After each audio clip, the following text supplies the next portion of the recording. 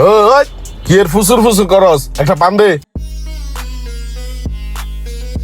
একটা কামও ঠিক মতন করস না, এত ডরাস কে? ডরনের কাম করস দেই তো ডরাস।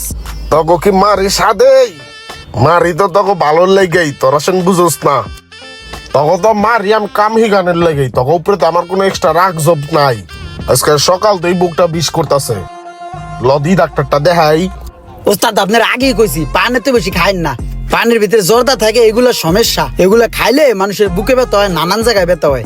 একজনে চলে গেছে পান খাইয়া। পান খামু না তো করবো কি কদি? পান না খাইলে কি চলে? আপনার ডাক্তার দেখাইতে হইবে। আহেন ওই জায়গায় ফার্মেসি আছে, ওখান কোন নাপা ট্যাবলেট খেলে ঠিক হয়ে যাবো গা।